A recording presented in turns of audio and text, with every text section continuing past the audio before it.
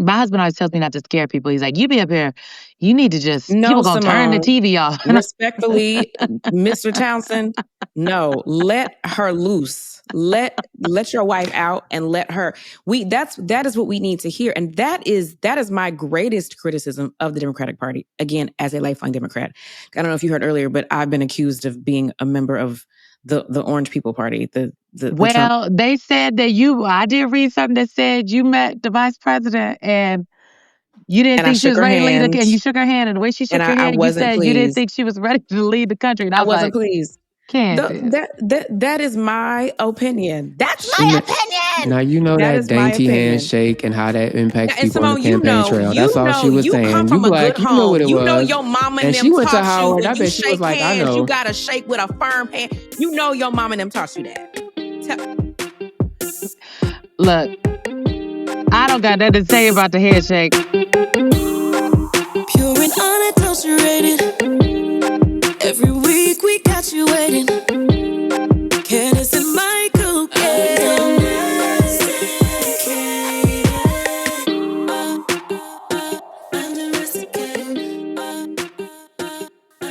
Yeah, subtle titty pop. Yeah, listen, I don't have a lot, but I'm gonna pop what I got. What did Mariah say? I'm gonna do what did she say? I'm gonna do the best I can with what I got. That's what I'm doing. Pop. Hello, saints and ain'ts and billy goats. Welcome to Undomesticated. I'm Candiace. I'm Michael. Shout out to the Gruffs, since we talking about billy goats. Listen, bye, hoes. How are you, Candiace? I'm good today. I am here. I survived another day in motherhood, so all is well. How are you? I'm all right. I'm not loving the daylight saving. Now it's like dark at like 5 o'clock. That's an adjustment. Shout out to my bitch Alexa for getting me through this looming cold seasons. But yes, I'm good. Happy to be talking. Yes. We are doing this right before the election results. Literally the day before. Out. So we're pretty sure how most of it will go. Shout out to Zoran. Ciao. I'm pretty sure the mayor-elect. Yes. Good riddance to Cuomo. But I'm doing all right. Also, before we get to about, I am in auntie and mode. Spanberger. We're praying for. Oh, she's gonna win. She's gonna beat that crazy black lady that hate gay people. That's she's her name. a nut job. Don't say too much about black female elected officials though, because the saints don't like that. But no, Winsome she's a Looney Tune. A Looney Tune. So yeah, shout out to Abigail and friends. Go vote. Yeah. I do know my post-vacation plans, though. I'm actually excited about that. So I forgot my friend Andre, shout out to Dre. He got us tickets to see the Mary J. Blige tour movie. Wait, so what? I didn't know either. I'm a big... Mary has a tour movie, apparently. Like how Beyonce was doing. Yes. Which I forgot Usher did one too. So I think this is just a wave. And I remember Taylor. But yeah, so I'll be saying that. And then Sunday, I'll be going to see Brandy and Monica. I still don't know what I'm wearing, just not a suit. I'm excited. But yes. Just put a tie on. Just like if you drape a tie over yourself and just act like you had it on and then you took it off. I like that, but they might not even get that. I'm going to be there. Listen, that's the best you can do. You was there. Oh, I'm excited. You have to tell me how it is. Because I don't mind hearing about the show like a secondhand account from people. I just don't want to see everything.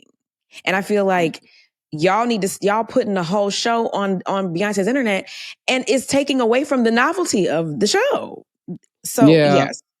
I'm normally not a purist in that way, but I've actually avoided all the footage from this tour for the most part. So I actually want to be surprised. And to your point, like I kind of don't want to see the whole show, especially in this economy. Just give it to me fresh. Give it to me fresh. I'm excited about that. Yes. And then I love the addition of Maya. Because Money Long, hope she gets it together. I know Money Long has lupus, so she... And is it pneumonia? I didn't know what it was. Yeah, and I imagine the lupus is making it worse. So shout out to Money Long. Shout out to Money Long. Girl, we love you. Get back together. But I love how Maya literally came in. She flew in with 5 hours to spare or something on the show that Money couldn't do, the first show she couldn't do. She had no rehearsal, no sound check, which is crazy. No dancers, and she got up there and fucked it up. And now she's like a part of the tour in Money Long's place temporarily, hopefully. And now she has dancers and stuff. But like that, a professional. I love Maya. I hope I get to sing "Fallin'," one of the best songs from the 2000s. Head up. That is my song. No, her Rolodex is just the lexicon of music is lexiconing. She's great. Before we get to the mess. The mess. Oh, I have some mess of my own. Go ahead. I just have to comment on something from 2 episodes ago. Why is a Black woman's hair in its flourishing era sending you all to the rhetoric of it must be a wig? Y'all can kiss my ass. So many people were like, oh, and it was a lot of people that were in Black women's business talking about my hair, saying it was a wig.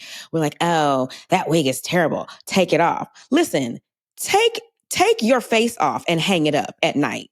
You witches, you raggedy hoes. I was kind of offended, but I was also kind of, are you laughing at me? I keep going. You just like raggedy hoes and witches. Yes.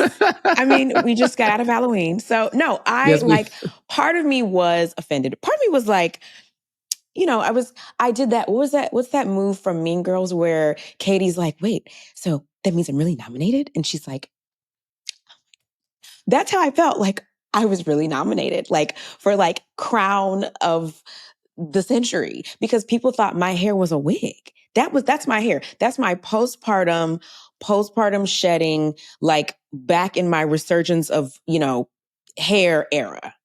And that was all mine. There were no pieces, no parts, no help. And it was actually dirty because I had just taken out my braids. So I was just trying to like rock something to get through the episode, to give y'all a little something to get, to the bowl and get my hair washed. But just in case anybody else wanted to comment, that is my hair.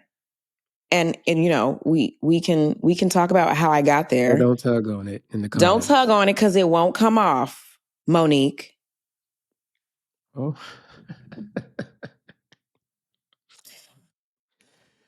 You ready for a firecracker today? I turned the Lord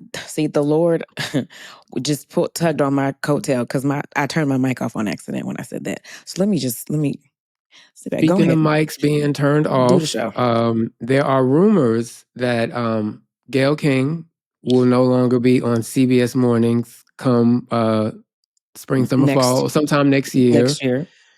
Now, to be fair, CBS has denied the reports, and Gayle King herself, when TMZ rolled up on her last week, she said she didn't know anything about it. And she made a point to say that she doesn't negotiate in the press either way. She's happy with what she's doing. Right. She's told she was happy. That said, the new editor-in-chief of CBS News is named Barry Weiss. For those unfamiliar, a white woman who wrote opinion columns for the New York Times, who basically has made a lot of money talking about how much she doesn't like DEI, advocating for certain nation states more than others, well, one in particular, and writing really nice things about rich people. She has since been rewarded by being paid over $150 million, I believe, for her site, the Free Press. And now she's the editor-in-chief of CBS News with no experience in television. And, there had been reports of a lot of layoffs. A lot of them apparently were Black. Yep. And they're pushing out the anchor, a couple anchors that are Black, and maybe Gayle is next. How do you feel? I mean, Jim Crow back. I keep saying it. Listen, the Black elite hashtag Jim Crow is back. I think somebody should put it on a shirt. It's a hashtag. It should be trending because it's par for the course. And I think in this like the Skydance, Paramount, whatever they are now of it all, they are making it very clear that they are taking us back to Jim Crow. They're taking us back to the civil rights era. Like they are making very clear statements. canceling their late night. Colbert is, for all intents and purposes, gone. He will be gone. Getting rid of other Black staff, Black anchors. This new, who was the old, Redstone was the old ownership. Oh, Summer Redstone was the owner. And actually, it's not, to be fair would not be the right phrase. There's just a gutting in general of mainstream across press, the board. Minority focused things. There's I have big layoffs at NBC close News. Friends. Yes, at NBC, at Paramount, when it was Paramount CBS. I have really good friends that were caught up in the wave of layoffs. It is happening across the board. But what I would say about Gayle is this. Of course, Gayle, even if she had heard that she was getting axed, is not about to sit up here, as she said, in the press and respond to TMZ and the Shade Room and them. She's gonna give the PC answer, of course. Right. What I think is happening, because 4 sources at Variety are confirming this. I would venture to say I am inclined to believe that there might be some truth to it, that perhaps there was/is a conversation about where to reallocate her. Because I also heard that it wasn't that she was going to be fired outright, but they were going to move her and give her like her own show or give her something else, but to take her off of CBS Mornings, which is still some cod liver bullshit. Right. Put her in the black corner. Yes. Put her in the black corner, which is right. That's still some bullshit, because she has been the cornerstone of the morning show for like what, 10, 20 years, a long time. It's been since 2012. Yeah, it's been a long ass time. Yes. And I'll tell you just a funny little story. Amongst my friend group, my college friend group, I don't know why this happened. Maybe like we were freshmen at Howard, and my friend James, it was me, James, Rashay, Chris, and we called ourselves Razzle Dazzle. Don't ask me why. And James one day was like, you and Rashay, y'all are just like peas in the pod. You are Gayle and she's Oprah. So for 20 years in our group chats, I'm Gayle and Rashay is Oprah. So anytime anything happens with Gayle, I'll be like, look at me thriving. Look at me in my wig. I'm cute today, ain't I? So I, as Gayle, we are devastated. We don't like this news. We don't either. This is random. On the first day of the plague, when New York was shut down, I got a call from Gayle King that morning. 5 years. Do you remember when Snoop Dogg called her a bitch about the Kobe thing? Yes, I was so very I wrote offended. something about that for work, and someone, I guess people sent it to her. Oh my gosh. I'm trying to remember exactly how it happened, but I think I got an email or something. Somebody's like, Gayle King's gonna call you, and I was like, okay. And I was like, oh my God. And she called me, and it was interesting. She didn't know who I was, but as I was talking, she was like, kind of like, well, who are you, little black boy? Why do you know these people? But what I thought was really interesting at the time is like, she seemed actually very shocked at she was shocked at the misogyny she received. And when I was talking, I was like, oh, you really rich. Like you used to you that rich where you're used to people being nice to you. Yes. She's Oprah's friend, of course. But she was very lovely. And she actually was like, oh, you do stuff? You did all this? Well, send me your books. I don't know if my books ever made it to her. So if somebody knows Gayle King, send her them books. Get me on CBS Mornings to hawk some books before it's over. But yeah, she was lovely and very rich. Miss King, please let us know if you got Michael's books. Somebody get this to Miss King, a.k.a. me. Lost. Trump might have messed it up. But I will say, I think either way, Gayle King will be fine, because she'll be fine. Even if they move to a different role, other people would come calling. But I do think collectively, it reminds me, please value Black media, queer media, women media, Latino media, like minority-led media, community-based media. Also, we'll get more of this when we talk about Democrats and future elections. I think it's really important that more people invest. And when I mean invest, I'm like buy stuff, create stuff, give people money. It's really important, because you're under all of this media consolidation. We're at the point now where like we can really be tossed away. And just to be clear, like Gayle's doing a great job. A lot of Black people watch daytime TV. They make up a significant portion of the audience. These people don't care. They don't care. They don't care. Yeah. So hopefully more people go where we're valued, and also throw some coins to people who can create their own. Now, do you want to get to us being cussed out, speaking of media? Okay.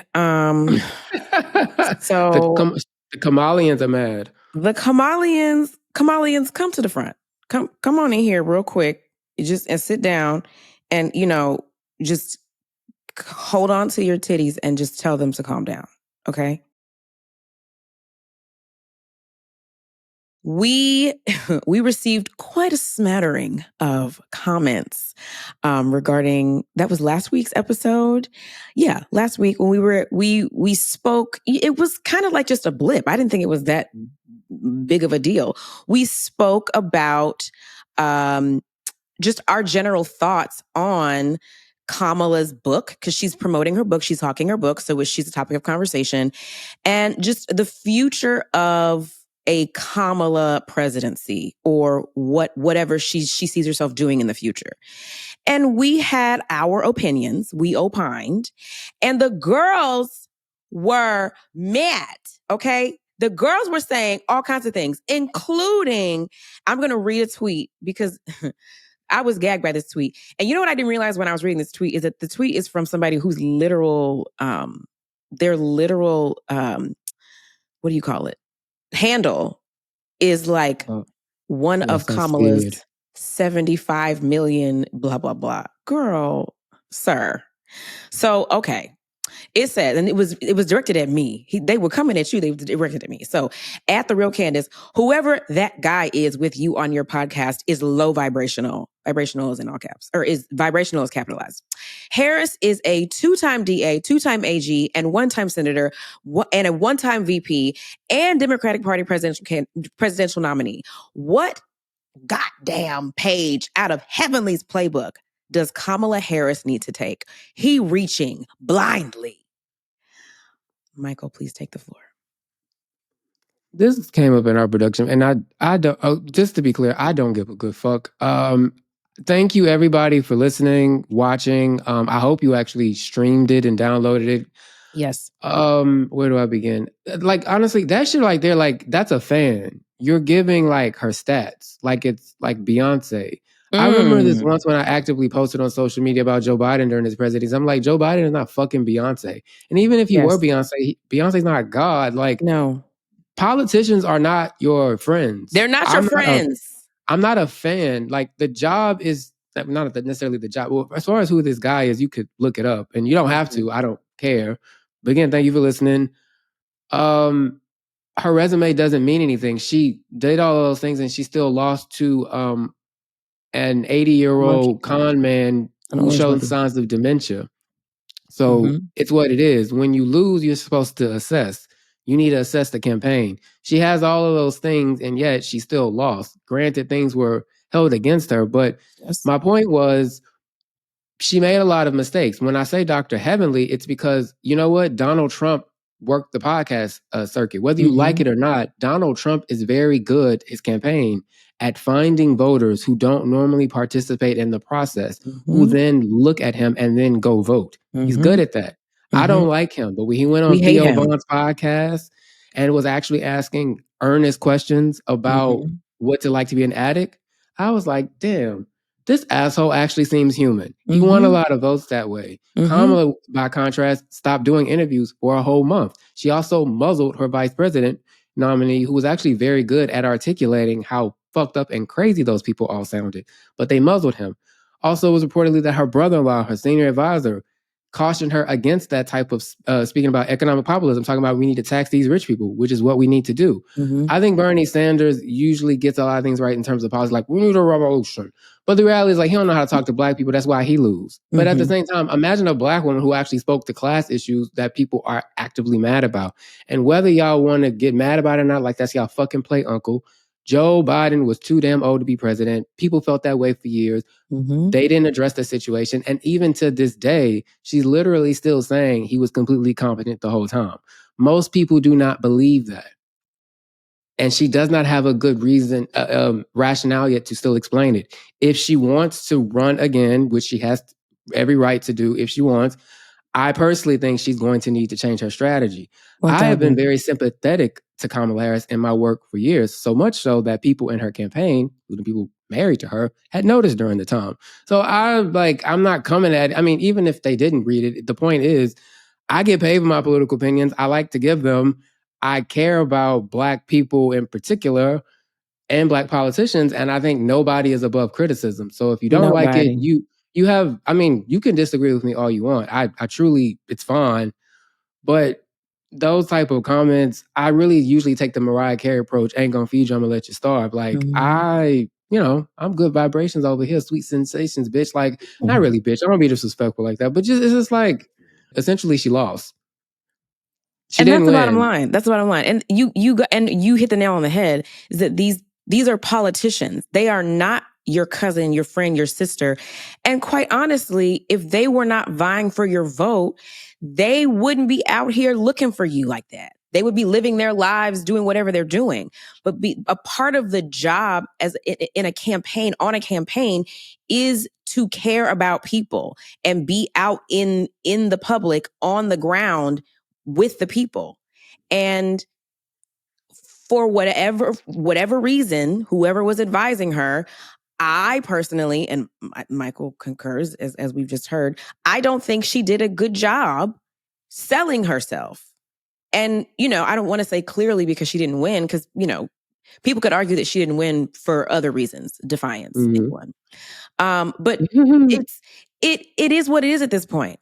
And then what I have to address, what I think is so funny, is that people who thought that because I was critical of Kamala, my Howard sister, her handshake, that I'm automatically a Trump supporter. And to all of you, all you people, you are the low vibrational people. Like, that is insanity to me, that you would think that because I'm critical of one side, that means that I am like solidly on the other side. Life is not black and white like that. Life does not operate outside of nuance. Life is about nuance. And children left behind. That's who you are. The low vibrational children left behind. And I want better for you all to be okay with dissent, and it not like make your panties be all bunched up in your nether regions. Yeah, and honestly, I'll say and I'm speaking for me when I say non-bitchy, I mean me. In a non-bitchy way, like, you have to get out of your silos. I understand people. I don't think people, like, even the defiance thing. I know that's a kid, but people really believe that. When the real truth is like, if more people actually voted, particularly the average median voter in America is a high school diploma holding white person. Whose voter is that? So he has a lot more support than people realize. And I think once you get out of your silo, you come to see, because I think particularly on the internet, and why I don't engage so much, is that most people want to feel superior. They want to feel morally superior. They want to feel intellectually superior. They fall victim to an algorithm that encourages them to just and pop off.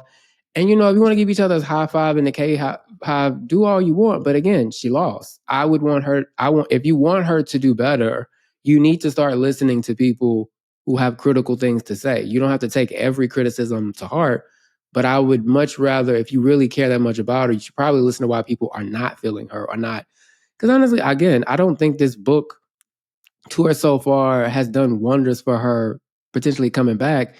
And if that were the case, then her poll numbers would be higher. Because as of now, she's like falling behind Gavin. I think she was even behind Mayor Pete, even though that's not a thing. And I'm telling y'all, when AOC runs, watch out. And then I will say one more thing, and then I'm done with this. There were some people that had an issue with me referring to boring, colorless politicians as sad beige politicians. I likened it to the term that I wear as a badge of honor, sad beige moms. A sad beige mom, I'm going to read the definition because I just have to read it. Sad beige moms. It's a term coined by a humor writer. Her name is Haley DeRoche. Hey, Haley girl. And it describes parents who decorate their homes and children in neutral colors like beige and white. So bland colors. I wear that as a badge of honor, because you're not about to come into my world that I enjoy my monochromatic moments and have all these purples and greens and yellows. No, you're going to get these beige toys and you're going to like them. So I likened being a sad beige mom to, you can't be a sad beige politician, a bland, colorless, boring politician and expect to win. It had nothing to do with color, with race. So again, reading is fundamental, and perhaps a book will help the people. Amen. Yes, Lord. When you said the reading definition, my mind went to Kim and Kanye. I was like, oh, that's how they dress their children in their house. Okay. Yep. Kim is a quintessential sad beige mom. Now, she takes it too far. We're sitting in my house. This is the most colorful room in my house. This is called breakfast room green. I know that for some reason. And I love this color. I love like a sage moment. Outside of this, my house is taupes and tans and muted tones and colors and, some golds in there. But Kim takes it to another. Kim's house looks like, I don't know, like the hallway in Poltergeist. Okay, breakfast room green. I like that name. You were meant to be on Bravo. You were meant to be a housewife. Oh, well, Sounds regal. It's nice. All right, spiffy. I love this color. Yes. Yeah. It's a brand they didn't pay us to say this. I forget the name of the brand now, but it's a brand in the UK, and it's very expensive paint. This is the most expensive paint that I have on these walls. Cause I love a Benjamin Moore. I love them. They didn't pay us either, but I love the paints, the American people paints. But this, when I saw it, I had to have it. And it was a UK paint. But yes, breakfast room green. This is my colorful room. Outside of this, I'm a sad beige mom. And we can't have a sad beige politician as in bland, dry, boring, and colorless in personality. That is what I meant. And I say this again as a lifelong Democrat. I am a Democrat.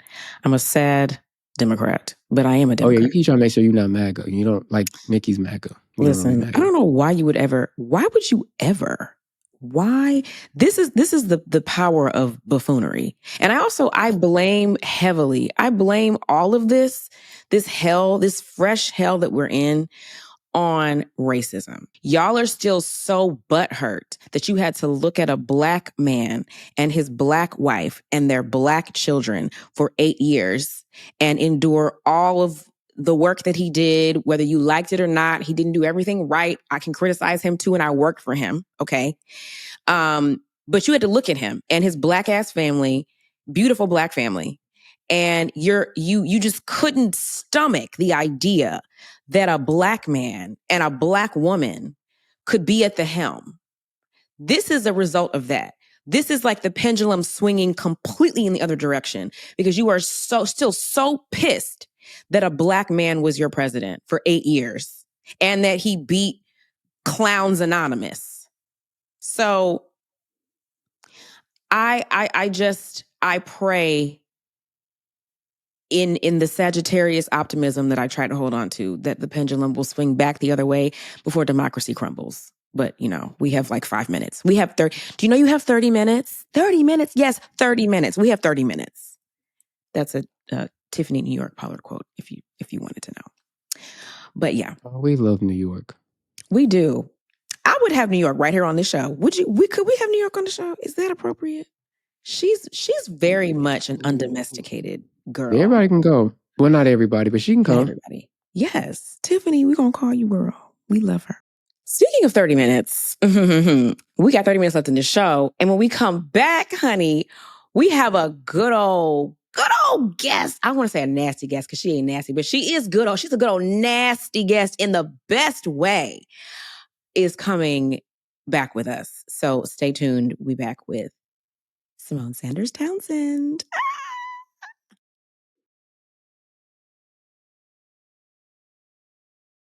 All right, guys, welcome back to the show. I am just titillated in the best way. I'm so excited.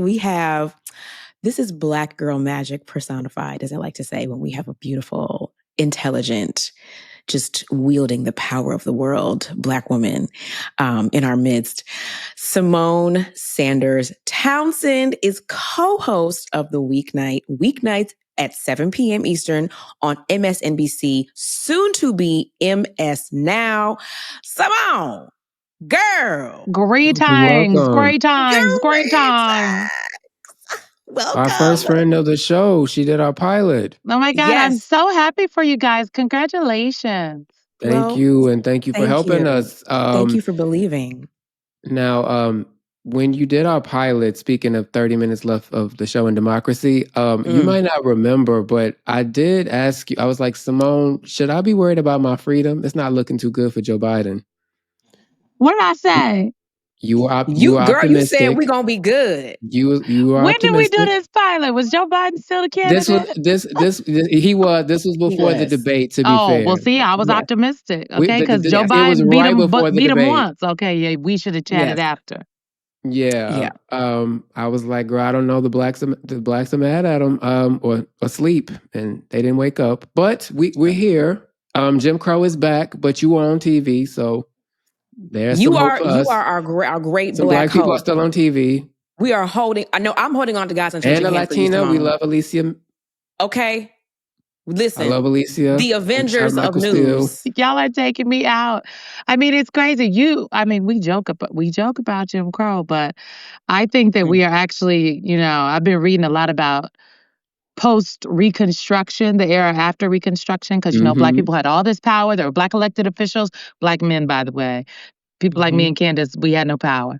But all these changes had happened, and then Reconstruction ended. The will to continue. Reconstruction wasn't a failure. The political will to carry it out was like people.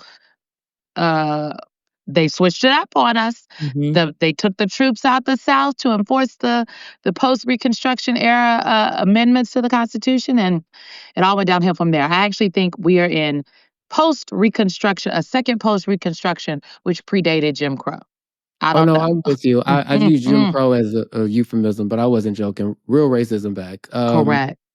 Obama's win might as well have been the Civil War, and now we're dealing with the Great Redemption, with sedated Saddam and all them people. But, okay, we are talking, this is a little bit before, but we're assuming great results for Democrats. It is a start. Midterms. We're now going midterm elections, which I am a bit more concerned about. Why are you concerned? Because I think your answer is very telling for the rest of the people out there, because I do think people should be concerned. This is our last, I feel like this is it. Like if we don't pull something out the hat, it's a wrap. Like we need to figure out where we're moving to. That's how I feel. I'm from the state of Texas, so I try to tell people, I've been telling people a long time, I'm like, in my work, they're trying to turn the country into Texas. How does a multinational place turn into the Confederacy? You can look at modern Texas. You can see what happened. There's Houston, there's Dallas, and then there's the rest. There's that Austin, which everyone pretends is like a white liberal enclave, but it's like literally segregated. So that's part of me. I'm mostly concerned for a lot of different reasons. I don't know. I think Prop 50 will pass. I think that's a good step. I'm not sure if there are enough seats that can be gerrymandered in enough time to counter. Right. And particularly, what I want to ask you about is that already in states like Maryland and Illinois, you have Black elected officials in state legislature essentially saying, we're not giving up our seats for this perceived greater good about democracy. And that's one of the reasons I'm worried. And particularly in Maryland, I'm saying they already flat out refused. Am I wrong? You're not wrong. So wait, are you in the... You want to leave the country camp like Candiace? Or are you in the... no, I'm not going nowhere. I'm not leaving. Okay. I'm not going. I've done research. I'm gay and Black. Where I'm going? I got to fight everybody everywhere. You could go a lot of places. You could go to Portugal. You could go to Ghana. You could go to Mexico. Ghana, it's illegal there, girl. I remember that No, it's illegal to me. It is actually Ghana.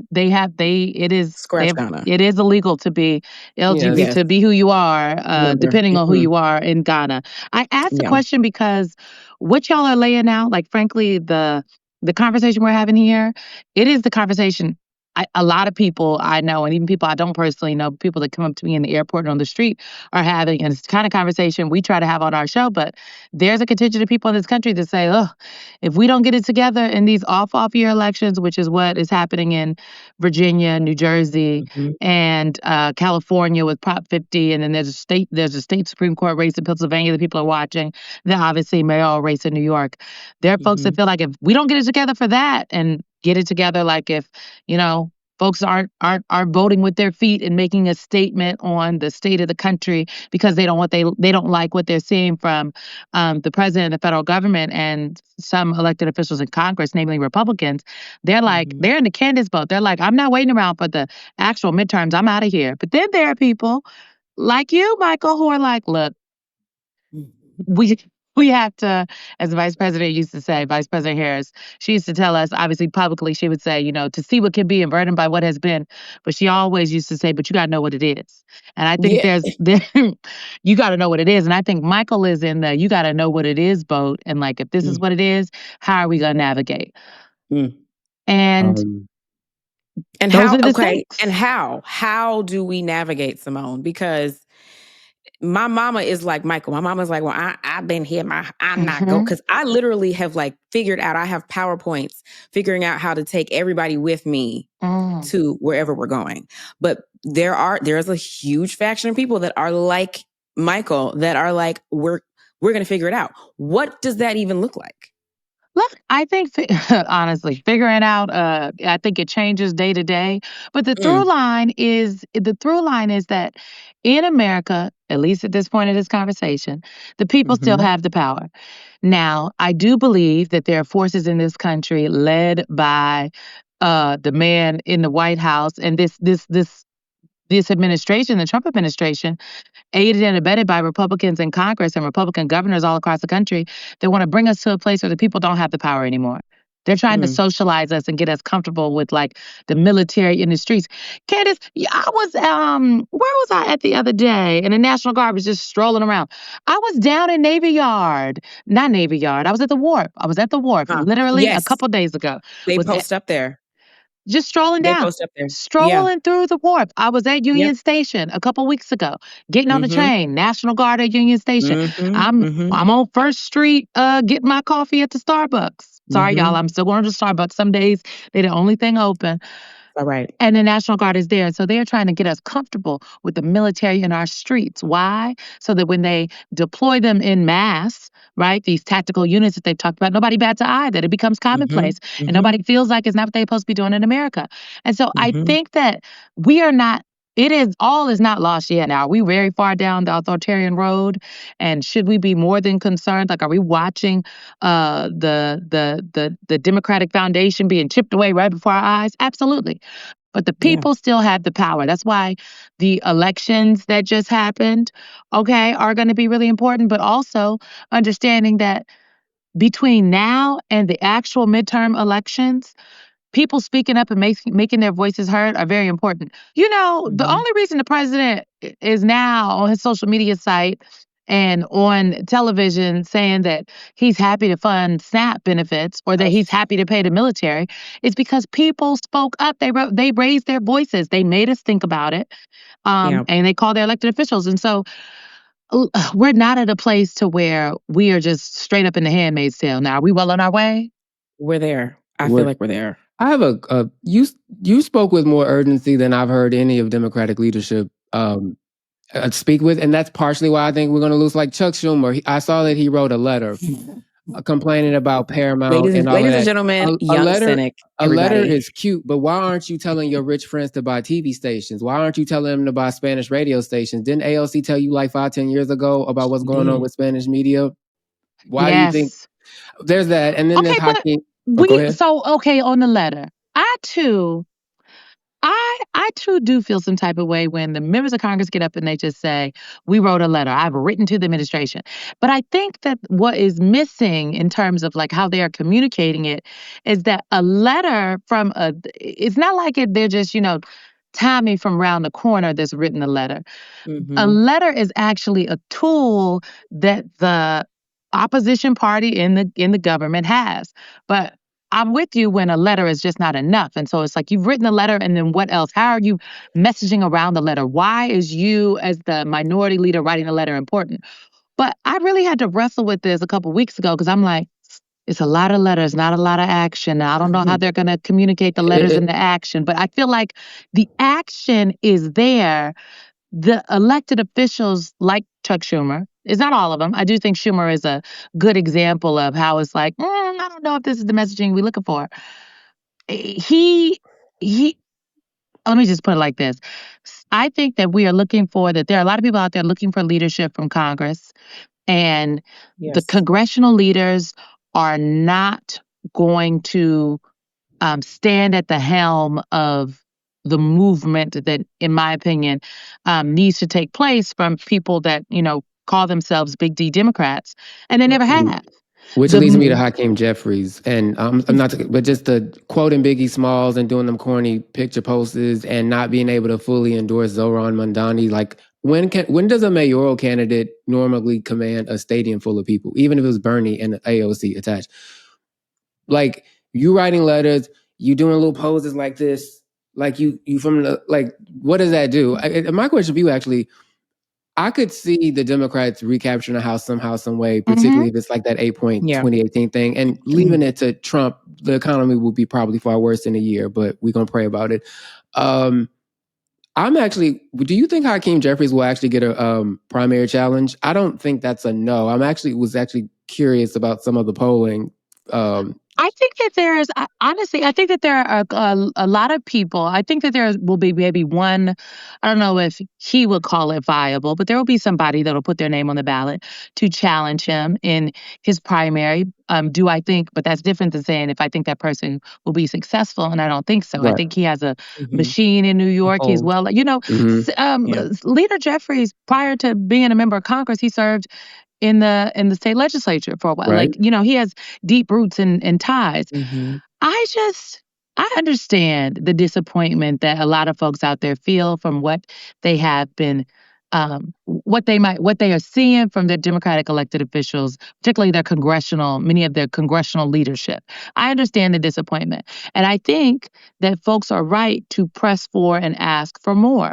And I think that pressing is what has led Hakeem Jeffries and Chuck Schumer to, at least at this point, continue to stand 10 toes down and fight in this current iteration of where we are in the Trump administration. Without, I go back to the people having the power, without the people raising their voices and making their disdain known, okay? Hakeem Jeffries is very well aware of the criticism. I wish he would. I'm sure he is. I wish he would actually act on it a little bit more. So what do people? I mean, I have my thoughts about the things that they could and should be doing, but I'm wondering what would be sufficient to demonstrate to the. I don't think they act like a real opposition party. Even the minority party, they could be making more noise. They could be doing things more aggressively. He could stick to more stringent talking points. He could be on the radio, be in every part, like nonstop. The right is really good at making noise. They're really good at using the tools whether of it's communication true, whether there's validity or not. They're making and also, noise. Again, I think he doesn't speak with urgency. I think the way he continues to speak about Palestine and the AIPAC questions are really kind of just insulting to the voter. It actually reminds me of a lot of people do not deal with Democrats or kind of finding themselves distant.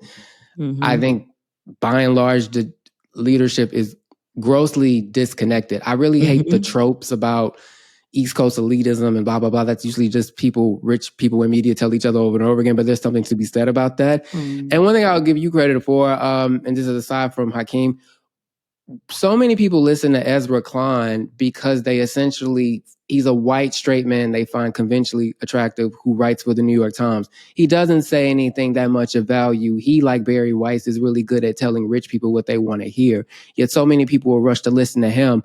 When people like you pointed out that, like Chuck Schumer, you want Senate control, you let Sherrod Beasley's race go to pasture. I've been writing for years about black senator candidates in Mississippi and Louisiana left to pasture. So many black people are down there. Are you trying to register their votes? Yeah, I'm glad Hakeem Jeffries went to Illinois and went to Maryland. Why did he wait so long to do this? Why weren't they talking about this a year ago? They've been planning about this for years. Texas just redrew that map this year, but they had a much more gerrymandered map. almost as bad gerrymandered like 2 years ago that they do. They do this routinely. These are things that could be routinely talked about. I listen at this point now in my barbershop, like I'm fully aware of like the right. They have a control on the internet. Lord, I don't want to get my barber up, but I low-key think you're a Trumper. So I'm going in many directions, but my point is like there are so many reasons to be urgent, and there's a real disconnect, and they're not doing anything about it. He might have a gavel, but I could see him losing it very quickly, particularly when that Supreme Court is finally gutted, and they're going to take away all those seats in the South.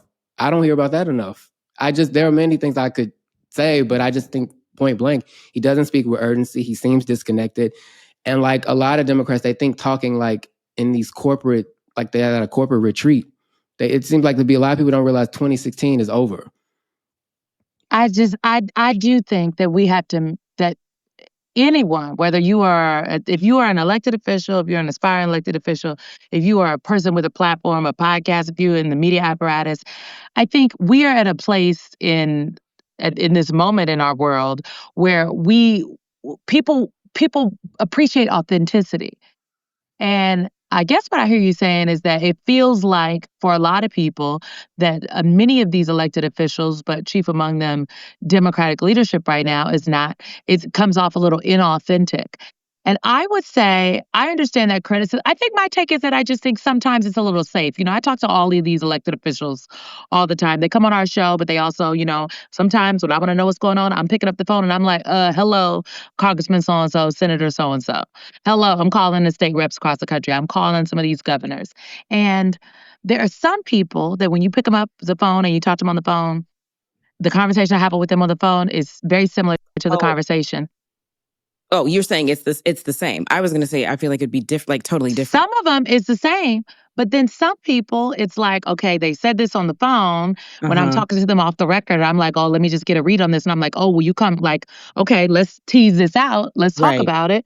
And then we get on the TVs, or I hear them on the radio, or I hear them anywhere else, and it's just a little more polished up than when they gave it to me. It's sad and beige, to quote me from earlier.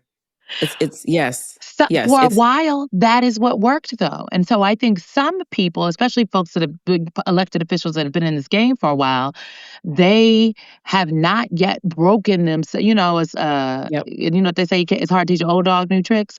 Yep. Some of these folks are old dogs, and they trying to learn new tricks.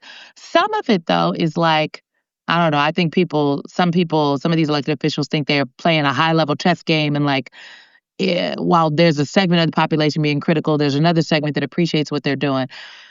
At the end of the day, where I land on it all is,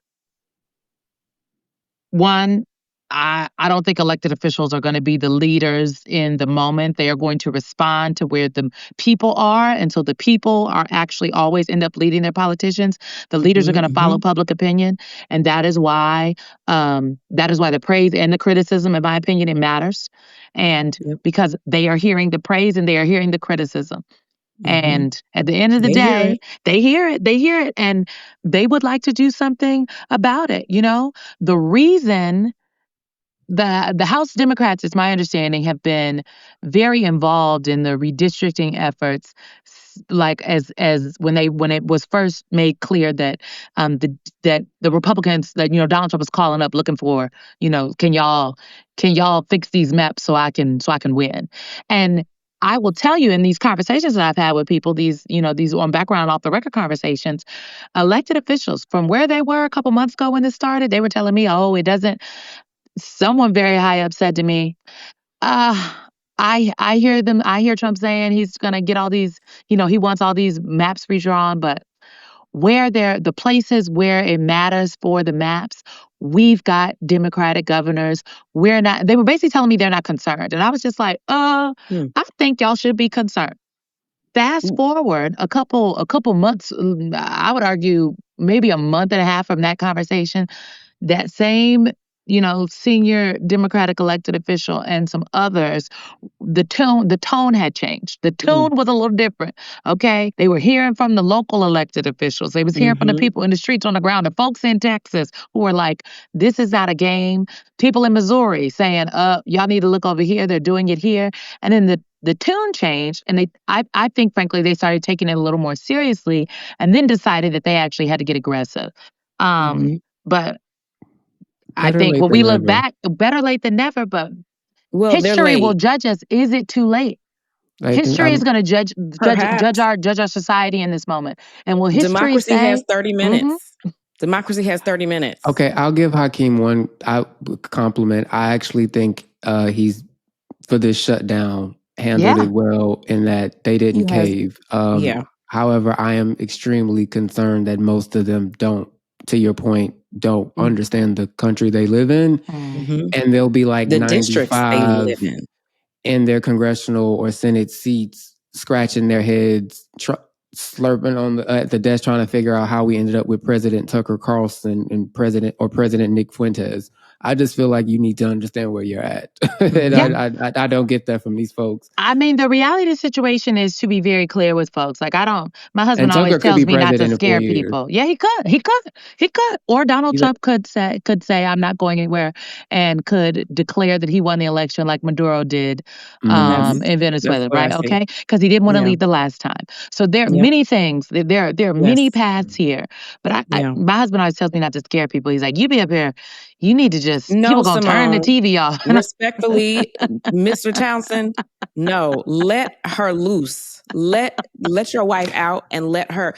That is what we need to hear. And that is my greatest criticism of the Democratic Party. Again, as a lifelong Democrat. I don't know if you heard earlier, but I've been accused of being a member of the Orange People Party. They said that I did read something that said you met the vice president and you didn't think she was ready to lead the country. And you shook her hand, and the way she shook your hand, you said you didn't think she was ready to lead the country. And I wasn't pleased. That is my opinion. That's my opinion. Now you know that dainty handshake and how that impacts people on the campaign trail. That's all she was saying. Come from a good home. Know what it was. You know your mama and them she went taught to Howard. you I bet she was like, hands, I know. You gotta shake with a firm hand. You know your mama and them taught you that. Look. I don't got nothing to say about the handshake. Right. You don't have to. That's your boss. That's your old boss. No, that's my old boss. I mean, but I guess I only bring that up because you said people are saying you are mad, like, oh, you dabble in the MAGAs. You can't talk about and I think that's a very good, not good that they're criticizing you, but I think it's a good point to bring up is that in this day and age, it does feel as though that for people who consider themselves like a part of the pro-democracy coalition, right? People that are just like, I just believe the government should work and that there can be Democrats and Republicans, but I'm not MAGA, right? For people that are in that coalition, that any criticism of anyone who is not aligned with the president automatically means that you have somehow lost your way. And, no more are you in the pro-democracy coalition. And, we deal with this every single day at work. And it's just like, look, I'm going to call balls and strikes. And some of what my Democratic friends are doing is not meeting the bar. And when it's not, I'm gonna talk about it. And when it is, when it is, I'm gonna give them the props, because I think that that clarity and that honesty is actually what's important, because maybe people were a little honest in the last election. Maybe people listened to me when I said not Tim Kaine, Lord. Tim Kaine is like, well, why did I get the smoke? Tim Kaine, you've been fined, sir. He's been out there fighting in the Senate. But when Governor Walz got on that debate stage with J.D. Vance, it was very nice, very demure, very like Midwest nice. As a lady from Nebraska, I'm like, oh, this is not what the people that y'all are trying to give votes want. Yeah. They want to see a fighter, and I think a bulldog. Yes, but to Michael's point, there is a disconnect. Many times, as a former strategist, like I've seen it. We get in the rooms and we talk about and we say, this is what the voters want, this is what the polls say, and then sometimes people forget to go talk to the people. And what I am very interested in seeing out the next couple of months, like 2 to 3 months, how what the people are feeling and what the folks in the room are doing align or how they disconnect. And what I can say about the last 9 months is what the people have been saying and doing and screaming in the streets is affecting what these folks in the room, even some of the Republicans, are doing. Because, again, the president is only paying the military and law enforcement and talking about partial SNAP payments because of the discomfort and the stories and how people revolted against what was happening. And also the good judge that told him or told the government But to be clear, the judge didn't say you got to pay law enforcement. See, that's the thing. I guess there's been a lot of discourse lately. I was in Cleveland this weekend. One of my big sister mentors was getting an award, and afterwards we all sat around talking, and we're all like family. And someone made the comment. They were like, "Well, look, I don't like Trump, but he gets things done." And I was just like, I've heard this sentiment a lot. They were like, yeah, Trump gets things done, and Democrats, they don't never seem to get anything done. And where our conversation ended up going was that is a very bare bones, zero context way of describing what Donald Trump is doing. Again, he has groomed us to use his talking points, to be in his frame of conversation. The reality is, what this particular president is doing in this term, he is just not getting things done. He is operating outside the bounds of the law consistently. What and the president of the United that is not progress. I don't want my elected officials operating outside the bounds. No. Because you set a precedent that then this is history. It will be taught, whether you want it to be or not. Well, they're not teaching stuff. To be taught is TBD. It depends on how long he lives. So I have when you are narrating the end of the world, or at least the America's series finale, what do you watch for escapism? Like, what reality show are we? Like, what are we getting into? I spoke to my therapist about this because she told me I need to, I rewatched The Handmaid's Tale earlier this year, and she was like, "What are you doing?" Wasn't good. No, that's doom watching. No, I was just like, everything. I was at work for like 3 months. Everything feels like The Handmaid's Tale. Michael still was like, turn it off. So I try to, I'm watching Unreasonable Doubt. Love it. Okay. Shout out to Kerry Washington. It's an amazing show. Love it. I also recently watched House of Dynamite on Netflix. Again, my blood pressure was up and I was having flashbacks. It's a good movie, but do not recommend. But y'all know I love The Housewives. I'm watching them all. Are you watching Potomac?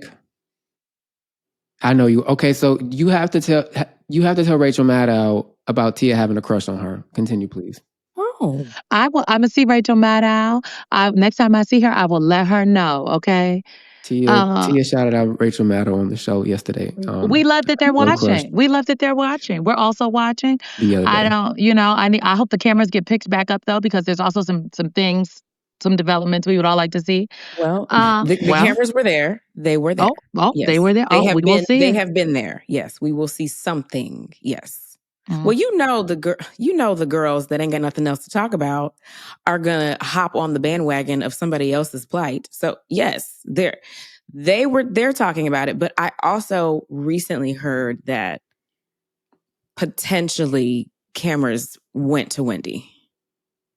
Oh my. Which they should.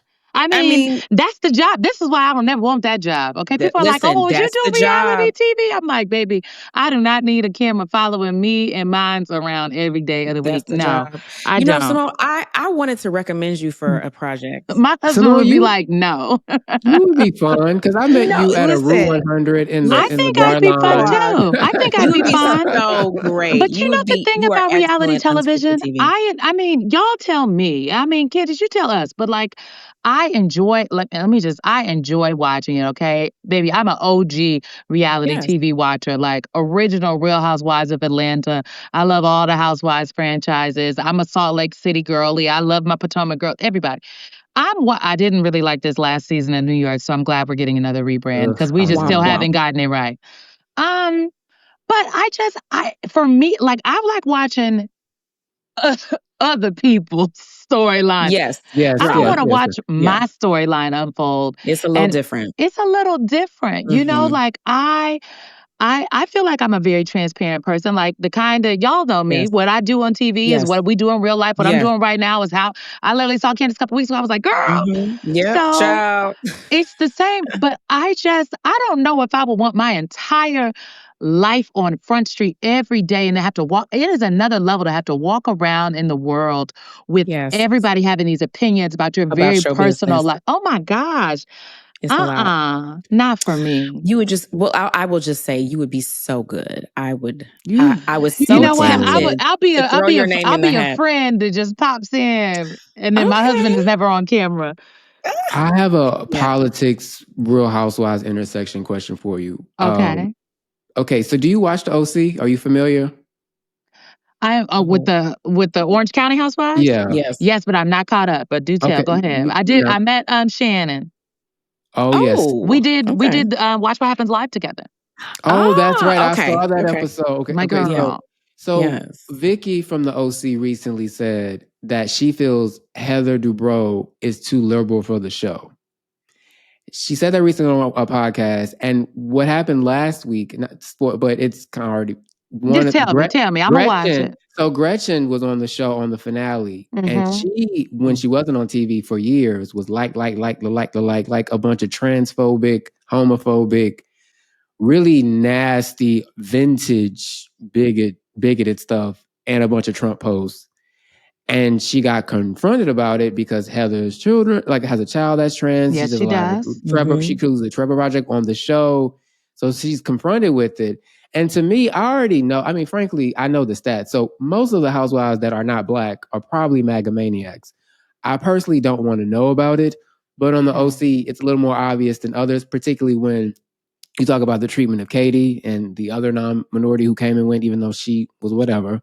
So Vicky, I love Vicky, but she's saying that the show Heather shouldn't be there because she's not liberal. When you watch the show, you don't necessarily want it to be work. I know you can clock when they're MAGA, but would you want that loud?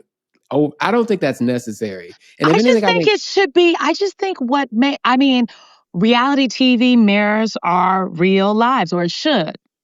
I think that some of these franchises have gotten to a place where it's like, y'all, I want to see how you are living. What are you doing? I want my housewives to be fabulous, baby. I want my housewives drinking high-end champs in the recently renovated kitchens. I want my housewives on the luxurious trips. I want my housewives I want to see the Birkins. I'm watching the housewives see the housewives. I'm not watching Tubi, okay? So don't give me Tubi. I want to tune in for the housewives. Give me Bravo. So, although Tubi has some Black classics, I'm gonna just point that out. All right, well, you'll send me a list. You'll send me a list, and I will explore them. I'm gonna send Dorothy Dandridge classic, those. Okay, all right, yes. Oh, yes. Now he took my man part 7. Yeah, we don't want that one. But I just think that if the housewives are marrying real life, then in real life, to be honest, in this day and age, right? Because the culture infused is not divorced from politics. Culture is in fact political, and it often leads politics, which is why you see the president at things like trying to have a UFC fight on the White House lawn, on the South Lawn, going to, the US Open, going to the UFC fights, and the culture is there, is a part of politics. It's not divorced from it. So I don't think people have to. I don't think it has to be sought out, but I think that you should. I think the goal should be to create casts that mirror what the situation is. And in Orange County, to be very clear, if there are a handful of Republican elected officials who are represented in Congress from California, and Orange County is traditionally a county that elects Republican members of Congress. And so I'm not surprised that there's a lot of, in the OC housewives, and even maybe in some of the Beverly Hills, there are some folks that are, Miami. Come on, Miami. Cubans in South Florida traditionally have voted and have identified with the Republican Party apparatus. Now, Republican Party does not always equal MAGA, but in some respects it might. And so it's if you are putting together casts that you want to reflect real life, then yeah, but the question becomes who is your audience? We talk about this at work all the time. That's the part. It becomes too volatile. We don't want to watch that. Heather stays. It can't work because the show is built for conflict, and when the conflict goes from F you and your dusty wig to F you because you were liking anti-gay posts, or even the prime example is the girl. The Asian woman who Katie. Was on Salt Lake. No. No. What is her name? She was a blip on the map. The racist. Yeah. Maybe I texted Andy, I said, now what y'all gonna do about this? Because she can't be up here. And but that's the what audience, happened. the people that watch Bravo, right?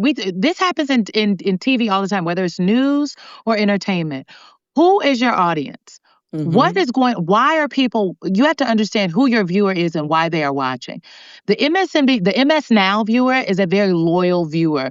We have been doing live events that are akin to like a BravoCon, frankly, where people are paying to come and see us, take pictures, talk to us. We just had one in New York. It was called MS Live 25. It was amazing. It was our second year of doing it, and it was sold out. People came, day-long event, came in the morning. All of the different talent, different prime talent and talent, the MSNBC Avengers, as I like to call us, MS Now Avengers, got together. Everybody from Rachel Maddow to Nicole Wallace, Michael, Alicia, and myself were there. Nicole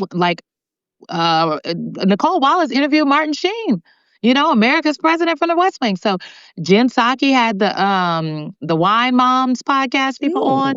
Yeah, it was amazing. But the MS viewer is a loyal viewer that is engaged. The TV viewer, they're a little older. They care about democracy. Like right there, we know who our viewer is. We know the demographics of our viewer, what they care about. And so when we are looking at what we're putting on television, we're going to report the news, but we do it with an eye towards, who is our viewer, right? And how can we best give our viewer the news in a way that is digestible to them? Yeah. If and then what do we cover? Like Lawrence O'Donnell, just to let you know. See, Lawrence has an audience, and so that's why every show is a little bit different. Same thing for the Bravo shows and the Housewives. So I would just argue that maybe part of the reason, like, maybe we say, MAGA won't work. People don't want to see that. But to be very clear, when Donald Trump is on television, people watch. Yes. And there are a lot of uber conservative and MAGA people, because they're separate to me. Yes. Who are diehard Housewives Bravo fans. And, and you can always tell because they're the ones that are like, oh, yes, I love Beverly Hills and Orange County and New Jersey and the old New York. Those are my favorites. Oh, what is I've never heard of Potomac. What? Oh, I can't get into Atlanta. Atlanta, a little too urban. Yes, urban. Yeah. So I would just say, like, look, people say that, they don't want politics in anything that they're doing. But I think what people really mean is they don't want outright partisanship. They don't want Democrat, Republican, MAGA, independent. But politics is the culture. Culture is politics. They are very much so intertwined, and it shows up whether we are explicit about it or not. Quick question for you. Do you foresee, I guess pending SCOTUS ruling, I'm not going to check the map, but you might see Congressman Dr. Heavenly Cons on your future show soon, depending on how election goes. Do you know Dr. Heavenly is running for Congress? I didn't know Dr. Heavenly is running for Congress. And I was so okay. I'm fascinated by it, to be honest. I'm fascinated. I love Married to Medicine. It's one of the franchises I watch. Yes, I love the girls. I love them. It's like, yes, doctor, yes. But here's my thing. It's someone that used to be a strategist who used to do candidate consultations for people. I'm like, there's a lot of material for what we like to call opposition research, in my former life, right? And so the oppo on Dr. Heavenly is vast because she has said a lot. On the TVs, on the podcasts, on the radio. There's a lot of tweets. There's a lot of comments on the Instagram posts. And at the end of the day, the people that may be engaging with you on social or that might watch the show, that is not always your voter in your district. And the voter, I wonder if the voters in the district want what they're getting on television. And you can say, well, maybe we're going to make a pivot and give a little bit of a new image because we're running this race. But I saw the promo and I was like, oh, yeah. Okay. So I don't want this. In my mind, she might be, if she could get elected, like a Black Marjorie Taylor Greene. I knew you was going to say it. Yes. No. We have to leave room for that. We have to leave room I just want to be very clear. Y'all not about to do Dr. Heavenly like that. Marjorie Taylor Greene. Y'all let an orange monkey Marjorie Taylor Greene, who was tap dancing on reality TV, become y'all's president. If that fool can sit in the White House, Make room for Heavenly. I did April Ryan's Substack, and she was like, "No, we can't." And I love April. Hey, April. No, they could. No, they could. They might elect her. It's what the voters of the district have a reality. Da, da, da, da, da. And I was like, why not? My bad about MTG. Y'all let a fool. You let a whole coon in your White House. Why can't Heavenly represent the people? I've heard a white man called a coon. I'm not even, Michael, I'm not addressing the comments. I was not there. I was not there for this part of the conversation. I have no comment on none of that. I didn't even hear what she. I'm like Mike Johnson. I didn't hear about that. Yes, because Mike Johnson never hears about anything. The Speaker of the House. But the reason I reject the comparison to Marjorie Taylor Greene, because Marjorie Taylor Greene, the way she got elected is there are many different factions of the Republican Party apparatus right now. She is, people think I'm joking around, like she's a QAnon queen. She represents the QAnon faction. That is, now I'm going to give Dr. Heavenly more than that. Dr. Heavenly is not, I don't think I would equate her with a Marjorie type. Well, all I meant was that, to your point about her opposition research, because Dr. Heavenly is a brilliant woman. Like, she's not racist people like MTG. She's not like falling for internet conspiracy theories. But I would say, like, if you stacked up offensive comments, one could say they're not that far. And we don't want to use MCG. We could just say a number of congressional Republicans. It's just, again, you have to know your district. I think you got to know your district. And the district that Marjorie Taylor Greene represents, or a district that, who's another firebrand thrower? There's a congressman out of Louisiana that always tweets and posts the most vile, racist things. He says very, very controversial is not the word even to use on the floor of the House. His colleagues have spoken to him on behalf of the Democrats in the caucus, because the Democrats are like, he's taking it too far. He's a representative out of Louisiana. No, I'm not talking about Speaker Mike Johnson.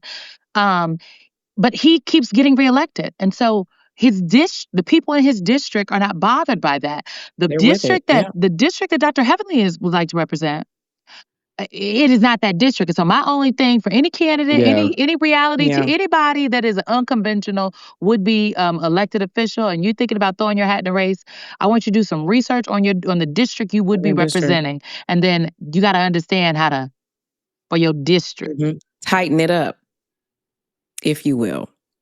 What's that? Okay, tuck that bob. Yes. It was folded under, as they say. Folded. Okay, Symone, we before we let you go, because we've been running our mouths for quite a moment.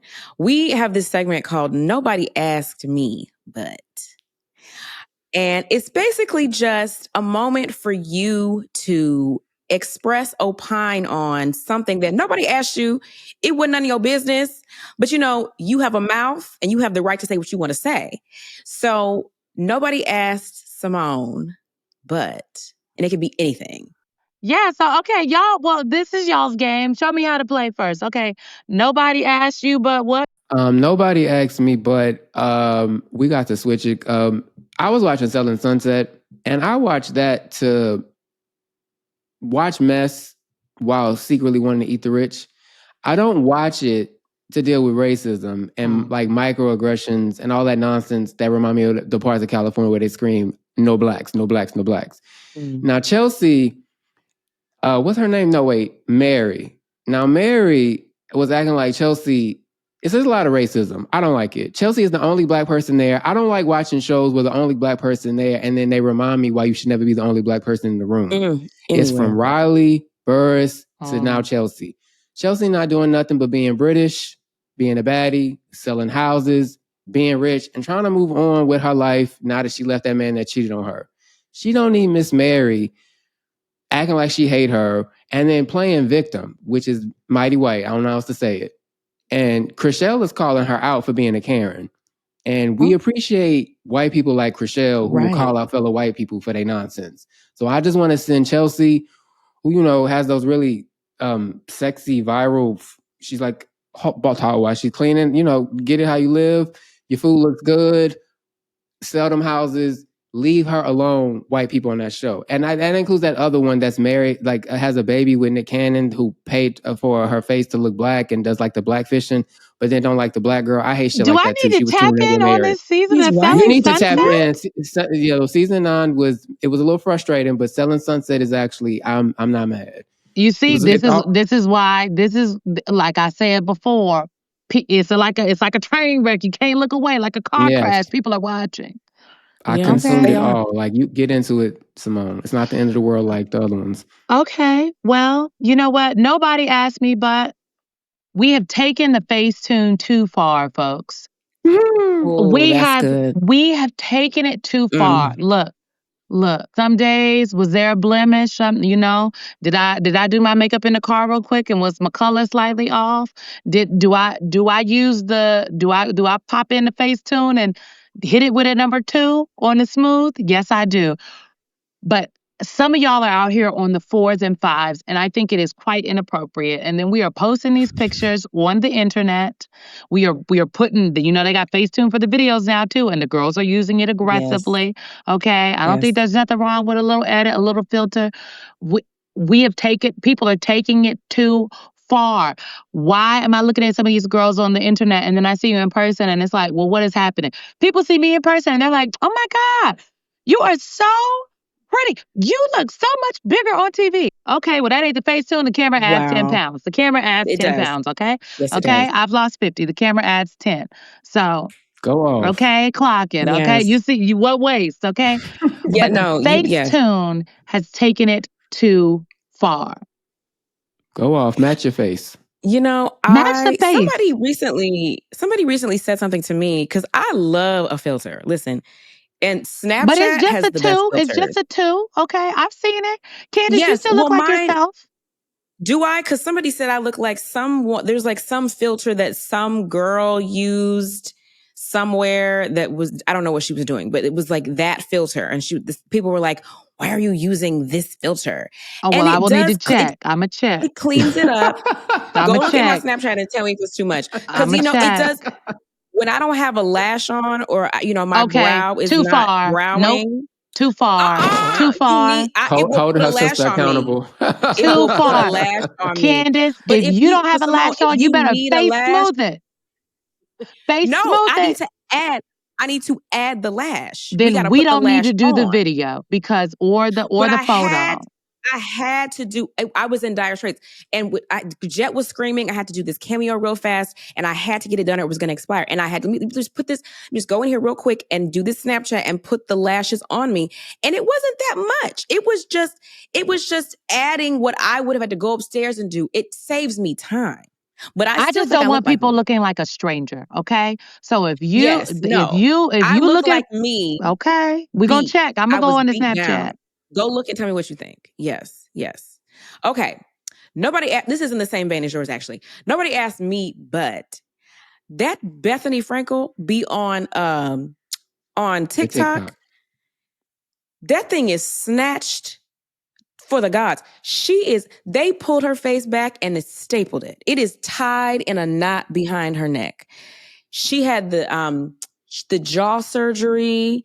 She's got the fillers in the right place. The Botox is Botoxing.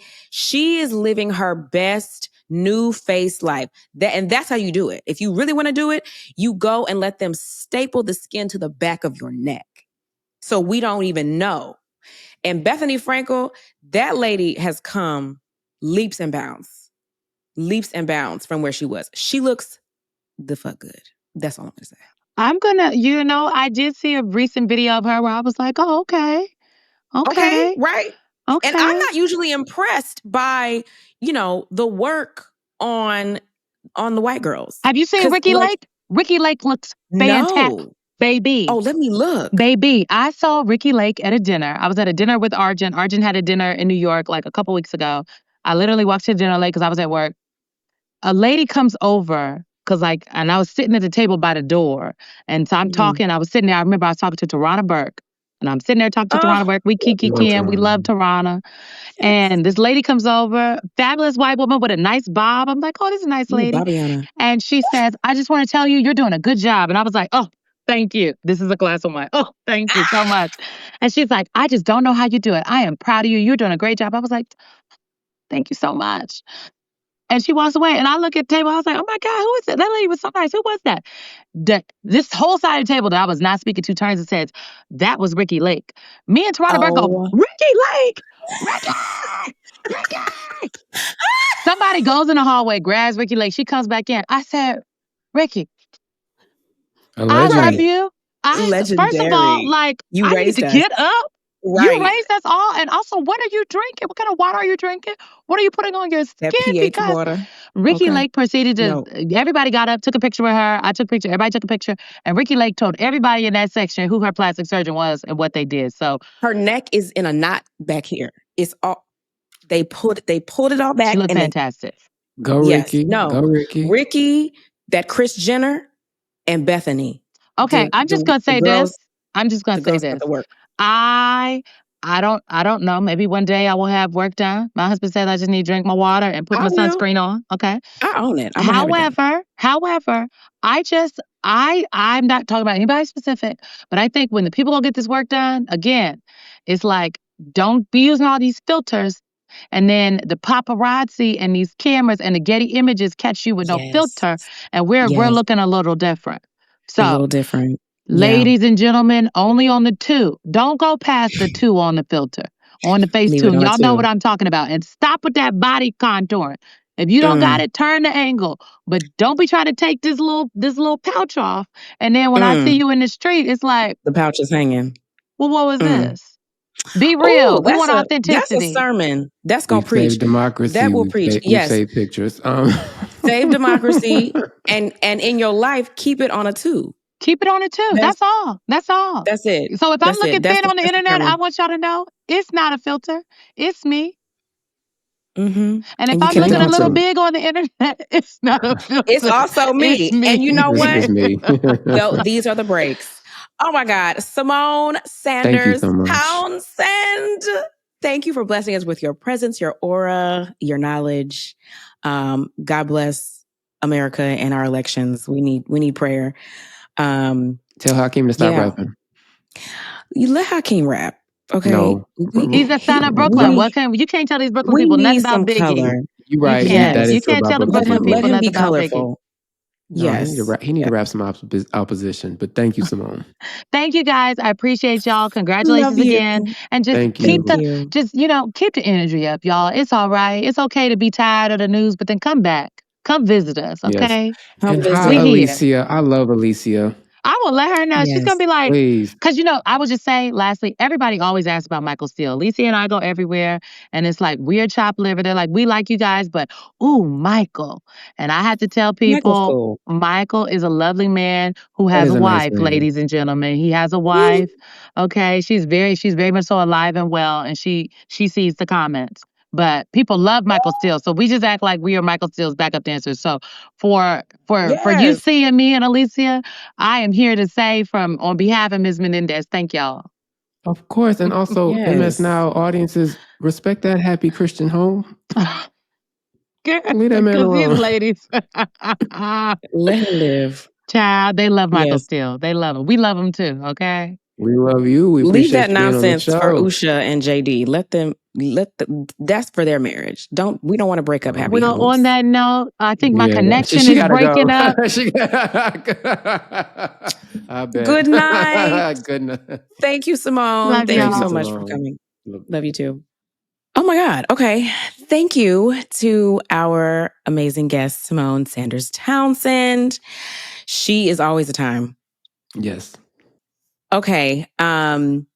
Before we get out of here, because we've been in here for a minute, child, I have a little ditty bop that I have coming up that I want to tell you guys about. So come see me and the girls. We're going to be in Vegas it's called The After Party, Saturday, November 15th. Doors open at 8. It's a Bravo drag crossover event, and you really just don't want to miss it. It's so much fun. I have done this before with the Working Families Party. It's actually a party with a purpose. So in addition to celebrating the drag queen of it all and just enjoying and having a good time, we also make sure that we are registering voters. So it is definitely a party with a purpose that matters more than ever now. So check us out. It is during the weekend of BravoCon.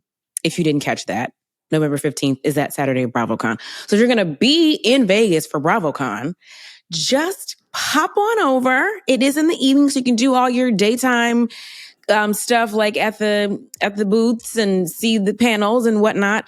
And then in the evening, have your dinner. And then come on over and enjoy the drag show. It will be featuring some of the girls from RuPaul's Drag Race. Naomi Smalls and Selena Estidis are going to be there, among others. I love Selena Estidis. I love that name. She's fun. So yes, check us out. Get your tickets. The link is in my stories on Instagram. So if you have questions, DM me on Instagram, Joe. I'll let you know. Yes, drag queens and drag them to the polls. Yes. Y'all, please remember to like, subscribe, and leave a review of the show on every podcast platform you listen to us on. It really helps the show and spread the word. So push the algorithm, push the show, like. We thank you for listening, but just give us that little push. Yes. What he said. And if you want to let us know your feelings. Like, be honest. You see, we welcome dissent here. So if you have something to say, if you want to call us low vibrational, you can do that. If you want to call us fabulous children of God, you can call us that too. Just do it in the comments. Well, guys, this was a great episode. Thank you again to our fabulous guest, Symone Sanders-Townsend of MS Now.